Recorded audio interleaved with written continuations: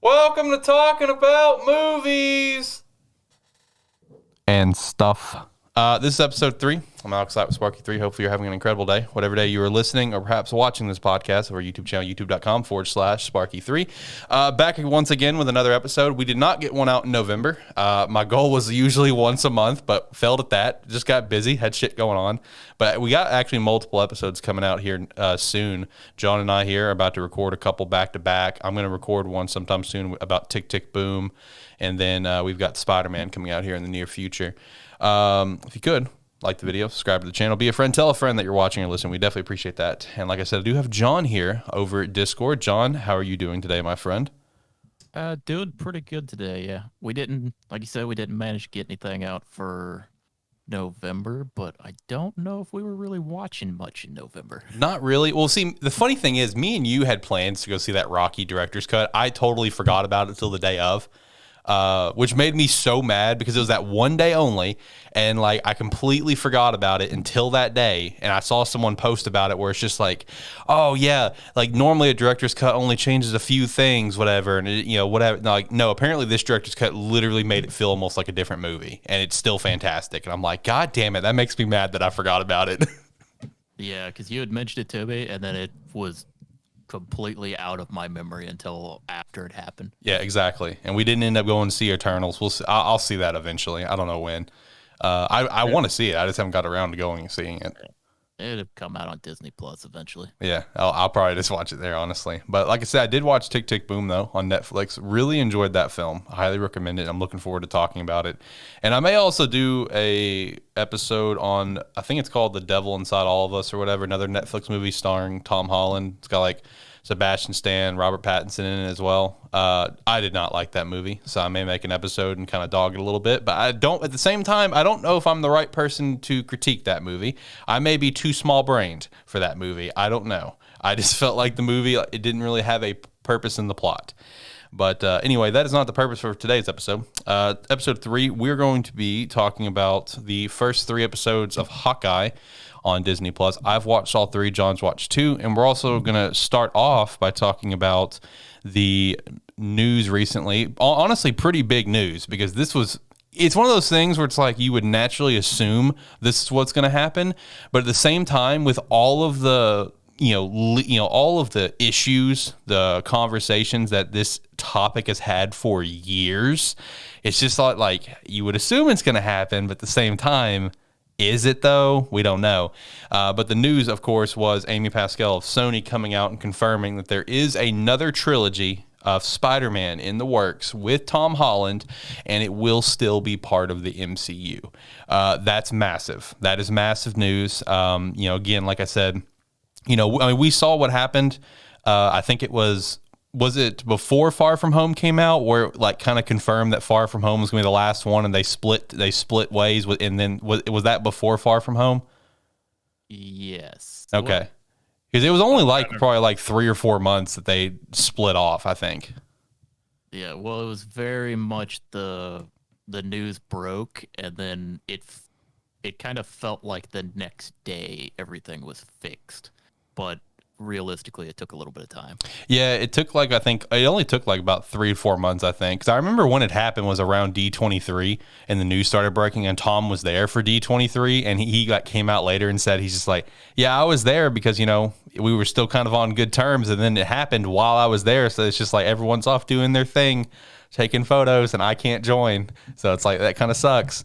Because of those fallout that did get resolved pretty quickly. And whenever that got resolved, originally it was like, okay, we got Far From Home, and we're doing one more Spider-Man movie, the third one, No Way Home, that we have now, and we're doing one more crossover movie, was the original deal once they got things kind of fixed. But now we've got the new news of a SpiderMan Trilogy, a second one, still being in the MCU with Tom Holland. I mean, this is big. Because this is, it's really cool that they managed to work this out, because they also have that animated Disney Plus series coming soon called Spider-Man Freshman Year. So essentially, between these 3 movies and that series, we have seen the complete version of high school Peter Parker in the MCU, which is really cool to me.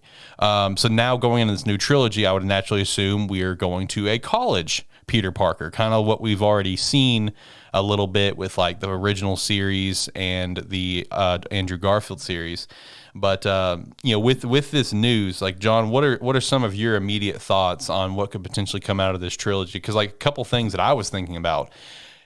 Are we still going to have the Sinister Six, or is this going to be a one-off movie for the Sinister Six? You know, they tried hard to build up the Sinister Six with Amazing Spider-Man 2. They were going to have a Sinister Six spin-off movie. Like they were really wanting this. So like, do you think the Sinister Six in this case is a one-off? Do you think they're going to potentially have a new Sinister Six in this trilogy? Like, what are some other villains you think could happen?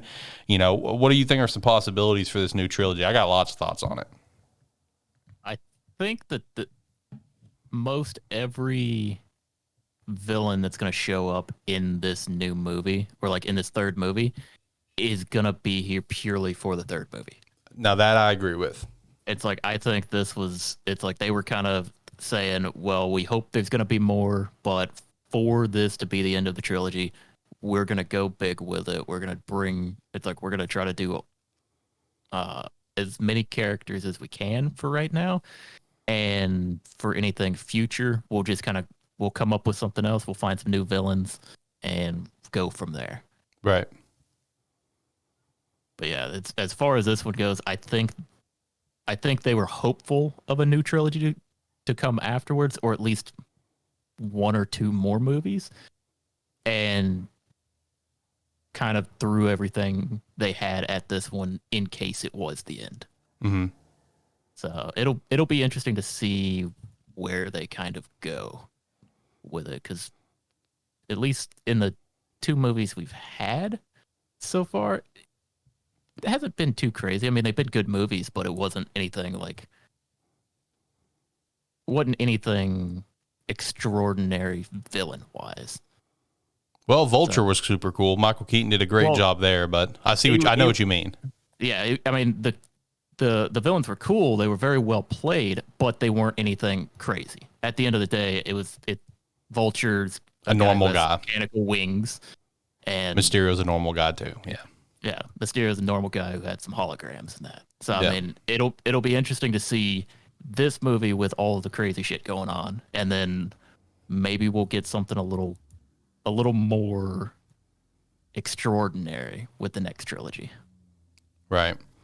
So let me throw some thoughts out here for you, and let me just get your take. You know, you shoot them down, or you kind of agree with me. So here are some possibilities that I think for the new trilogy. So first and foremost, I'm going to go ahead and state what's probably going to be the most obvious one. Definitely, I think Miles Morales is going to be involved in some capacity. That's my first thought. I think with Miles Morales getting involved in some capacity, we will see Prowler. We've already seen Childish Gambino, that's his rapper name, I think. You know, he played Aaron Davis, who is the Prowler in Homecoming. So at the very least, Miles Morales is going to be a thing, and I think the Prowler is going to be, follow right alongside of it. Other possibilities is the return of Vulture and Mysterio. You know, with how Far From Home ended, it kind of left it open where he's still alive. And with the Vulture, we already know, and the only reason I'm pitching the Vulture is because we already know Michael Keaton is coming back for the Vulture, at least for the Morbius movie. Now, where the Morbius movie takes place at, we don't know. We don't know if it's in, before he was arrested, basically pre-Homecoming or not. We have no idea. But he is in Morbius as the Vulture. That's in the trailer. So I think that's a possibility. I think Ned becoming Hobgoblin is a possibility, because Ned, that is a comic accurate representation. And Jacob Batalon, I believe is his last name, I probably butchered that. He's lost a lot of weight. Like, dude has lost a lot of weight coming into this film. Dude's getting in shape, it seems like. So I'm kind of getting a little bit of like a little bit sus flags that maybe he's preparing for that role to be, the Hobgoblin. And I also think another obvious one I'm going to throw out there is I think we're going to somehow get Black Suit Spidey. So those are my immediate thoughts of things that we could potentially see in this new trilogy. I could continue on and throw out more random thoughts like, oh, we'll see Kraven the Hunter because he's a really popular one that hasn't been in a movie yet. Just bullshit like that. But those are my key things of like, these are things that I for sure think are going to happen. What are your thoughts on those? Well, the thing you got to kind of keep in mind with that is typically with a lot of these MCU movies, whether it's just a Spider-Man movie or anything else, they like Spider-Man's not typically on the scale of like say a Captain America or an Iron Man. It's more in, or at least aside from Far From Home, they're typically more grounded in the New York area, kind of smaller scale in a sense, to keep with the whole neighborhood Spider-Man thing. So you listed off a bunch of potential like villains, a bunch of potential people to show up in it. But with these shorter or smaller scale stories, a lot of times you got to keep in mind with, say, let's just keep it a trilogy, 3 movies. There's typically one villain or one additional main antagonist that's brought in. So while there's a could be a bunch of possibilities, we got to kind of keep in mind we're probably going to get one of each unless they do what they did here and scale it up over the trilogy, and the third movie just kind of go all in with, say, another 2, 3, or 4 villains. Mm-hmm. But I'm kind of keeping my expectations a bit muted on that, expecting them not to go too crazy with the character. Because we already know, like you said, Michael Keaton's going to be in Morbius. What's going to happen with Morbius after in that movie? I have no idea. That's true, especially with how many times it's been delayed. Yeah, I keep forgetting that movie's coming out. I do too. But with all of these kind of characters that cross over between the different kind of different characters from different storylines, it'll be interesting to see which ones they actually decide to bring in for this. But like I said, I'm kind of keeping it muted, expecting this what'll be the 4th movie to be kind of back to the smaller scale after this Sinister Six like spectacle that it looks like we're getting, because from what's been going on in the trailer for this movie, it looks a lot bigger scale than what we're used to seeing with Spider-Man. That is very true. I'm fully expecting the 4th movie to kind of scale it back and be like, okay, remember this is a Spider-Man story, and Spider-Man is kind of known for his kind of protecting the neighborhood in a sense, as far as that goes. So I would expect it to go back down in scale rather than keep climbing higher and higher. Okay. Yeah, I could see that. Yeah, especially since, if the assumption is kind of true, where we're going to kind of focus on like the college life of Peter Parker. I could see. Yeah, I agree with you. I could see it coming back down to scale. Out of all the things that I kind of threw out there, the only one that I'm hammering is Miles. Like, I 100% believe Miles is going to be in the next trilogy, especially since he's already been referenced in Homecoming. I mean, he's in the universe of the MCU. So I fully believe Miles will be in it. Everything else is just me kind of spitballing ideas based on just process elimination sort of thing. But Miles, for sure, I think will be in the films in some capacity.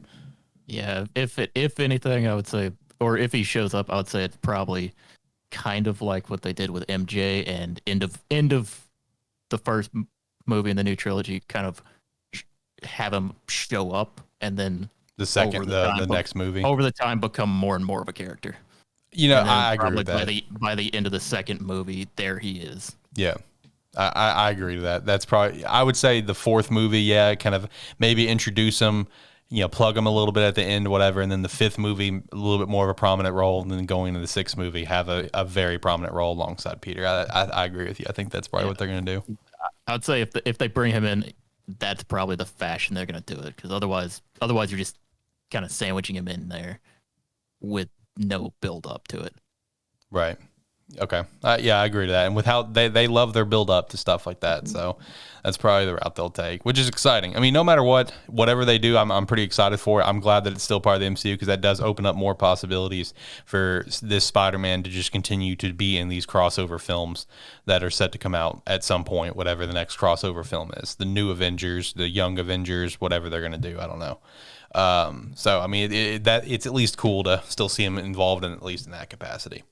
Do you want to hop over and talk about Hawkeye now? Yeah, we can jump into Hawkeye. What have your been thoughts so far? You've watched the first two episodes. How have you been enjoying it? Yeah, I'm not caught up on the third episode yet because I honestly didn't know when it was airing. I figured I'd just check in on it on the weekend. Wednesday. Okay, it's Wednesday. So yeah, Yep.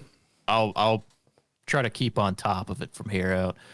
But so far, I mean, there's nothing wrong with the show. I mean, it's entertaining so far, but I'm not necessarily hooked on it. It's not something I'm like chomping at the bits to see more of necessarily. But so far, it's been fun for the two episodes I've seen.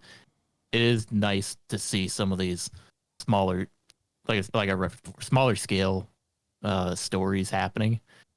That I know this is going to ramp up over the next few episodes. Right. But it's nice to see some of these, like these people that have been in these big battles, like help save the world, and that be brought down to kind of the human level. That aspect of it I like, but so far like I said, I'm not 100% sold on it. What did you think about Hawkeye being in a LARP? Because that's something I didn't know that I needed in 2021. Honestly, the best part of that was the guy asked, could be like, dude, just let me kill you. I'll give you what you want. Just let me kill you. And he just takes him over. He goes, I mean, I fought Thanos, but okay. Yeah. And then as they were doing like the fight to make it look legit, Hawkeye's just like, please just kill me. Seriously, I didn't know I needed that.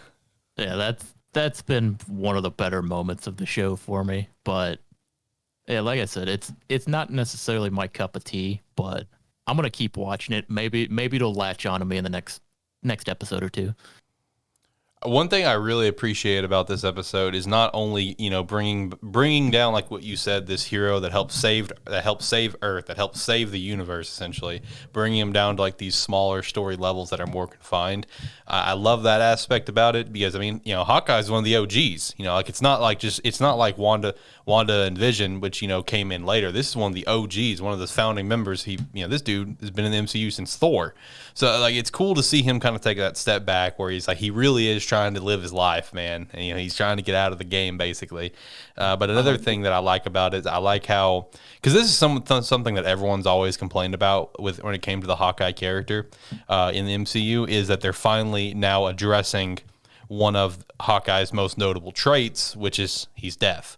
In the comics, he's full-blown deaf, with how it's being portrayed in this series is that he's definitely going deaf. And and they makes a little joke that he's just like, he doesn't know which time, potentially made him. That's what I was about to bring up. I had thought about it right before you said. I was like, that's one of the other great moments is when he's walking side by side with Kate, and he's like, I can't hear you. She's like, what do you mean? He's like, you gotta have to move over here. Yep.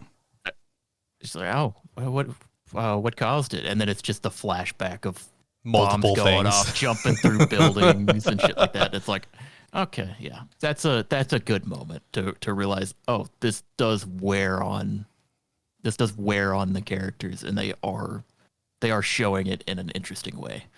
Right.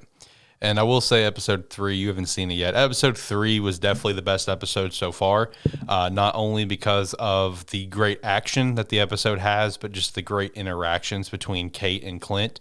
Driving, because in this fight he loses his hearing aid and it gets crushed because our main antagonist, at least for this episode, not the main antagonist of the whole series, she's deaf. And I also shout to Marvel. They let's be honest, Marvel does a phenomenal job at their castings. They're very detailed about it. I did not know this, but the person who plays this deaf character is actually deaf. I did not know that. It is a legitimate deaf actor, and I found out that Jeremy Renner and Haley Steinfeld actually learned some sign language to help communicate with their fellow actors. I thought that was super cool. So she is actually deaf, and she kind of like basically insults Clint that he's using a hearing aid. He's just like, I'm not actually deaf, I'm just very hard of hearing.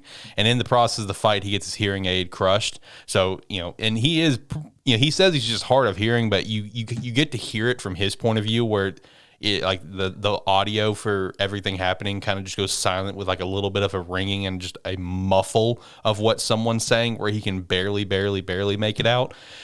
So throughout this whole interaction of this entire fight scene, Kate's trying to communicate with him and he can't hear. So, he'll just like kind of, just be yelling at her about one thing or another. And she just kind of yells back and he's just kind of somewhat learning how to communicate with her as they go. And it creates some pretty funny interactions because like once all the fighting is all said and done and they're on the subway, whatever, Kate mentions the dog. She leads off with the dog and she's like, oh, I should probably walk the dog. He's been cooped up all day. Oh man, that's not good. And then, Clint, he can't hear her, of course. And he just chimes in where, about her being a great archer, and she, she's just like, oh yeah, that really means a lot, blah, blah. And he just and then he just starts talking and he's like, you should probably walk the dog.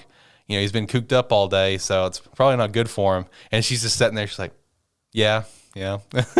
So those little interactions are was really cool. Her in full blown action in this situation because as they're trying to escape, he's trying to tell her, as they're hot wiring a car, hey, you drive the car, and she's like, I don't know how to drive, but again, he can't hear her, so he keeps repeating himself, you drive. So he ends up driving, and you get to see a lot of action out of Kate using the different arrows, which is super cool. We saw that in the trailer where she was just going through multiple. She's like, oh, what does this one do? It's like there are 4 more dangerous than this one. Just bullshit like that is really cool.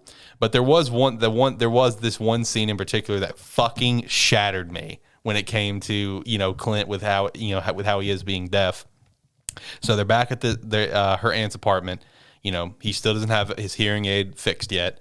He gets a phone call from his wife. So he picks up the call and, not coming straight out with it of what happened. Obviously, he's trying to keep everything, even obviously they know what he does and shit, but, he doesn't want to worry anyone. So he just immediately starts saying like, hey, he's like, tough service, can we just text, whatever? And Kate's trying to get his attention, and she comes over with a notepad and writes down that it's Nathaniel that's on the phone, not his wife, and he can't hear a fucking thing. So, he starts trying to talk to Nathaniel. It's like, oh, hey, buddy, how's it going, whatever, where's mom? And he's looking at Kate like, what is he saying?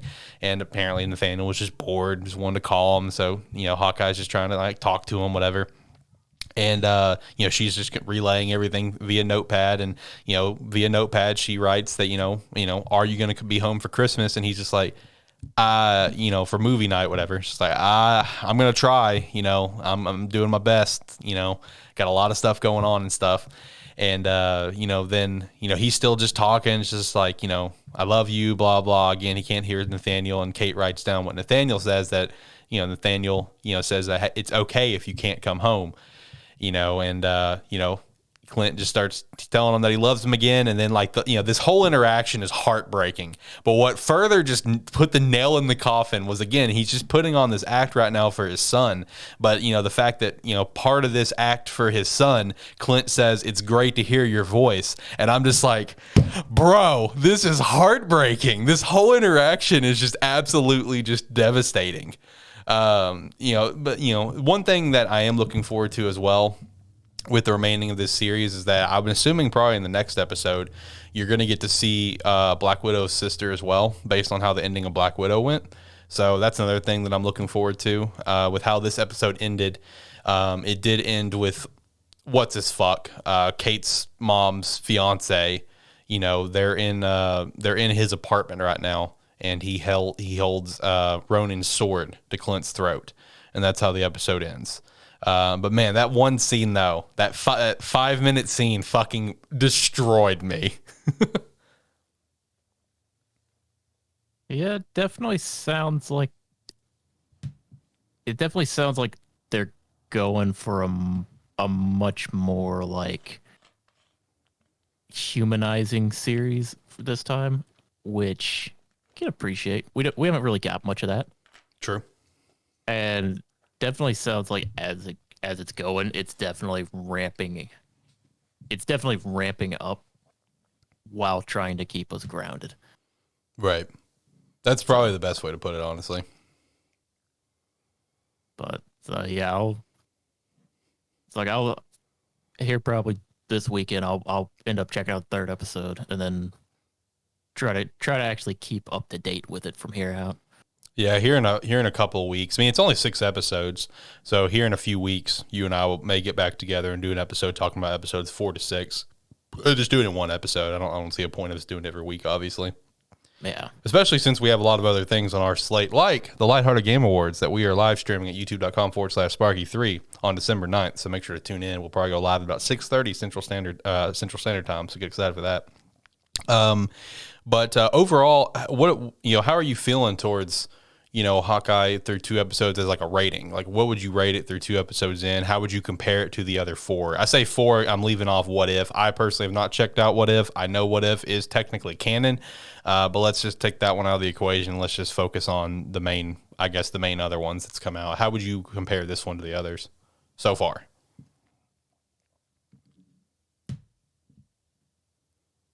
Probably so far, at least first 2 episodes, I liked better than the first couple episodes of Falcon and Winter Soldier. The best show they've put out by far is Loki, still, in my opinion. And then I have not watched WandaVision. Really? I didn't know that. I thought you watched it. No, I have not watched it yet. Oh, it's so good. Depending on how the rest of Hawkeye turns out, it might end up becoming the second. Like, for me personally, I might put it underneath Loki right now. Falcon and Winter Soldier, well, overall, it was pretty good. I don't know. It didn't really grab me. It grabbed me a lot. It's like part of it did. It's like there was like 2 episodes in the middle that I enjoyed, but the beginning and end of it, I was not that big of a fan of. I loved it. Like, for me personally, Falcon and Winter Soldier was my favorite series so far, with Loki being a very, very, very, very close second. After that, I mean, it's tough to say where I would put WandaVision and Hawkeye. Right now, since it's done, probably WandaVision at 3 because of just how hooked I was episode after episode.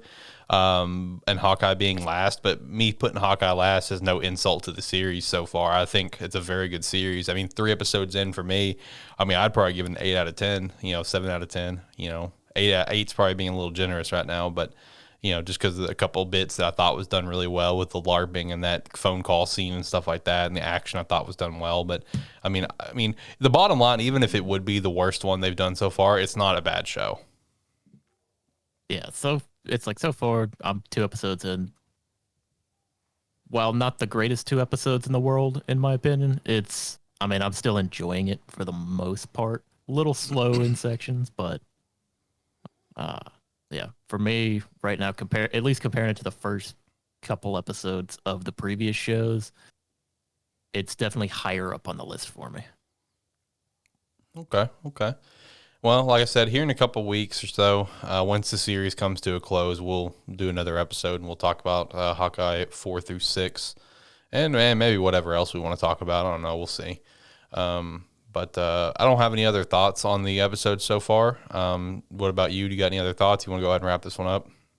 Yeah, I don't really have much else on this. Okay. Well, we'll wrap up this episode. If you listen to the whole thing, we appreciate the hell out of you for that. Once again, have no expectations for this show. We'll post when we post. On the plus side, these episodes will come out. Episodes 3 and 4 will come out probably back-to-back weeks, just because we're recording them back-to-back. But don't have any expectations for this show. We'll record it when we record it. This is definitely our free time project. Lighthearted Gamers, Terrible Football Show, and AniMan Plus is all of our top priorities. So, I mean, this one's just for fun, just whenever we want to and stuff. But anyway, hopefully you enjoyed. Until next time, guys, this was talking about movies and stuff. So, yep.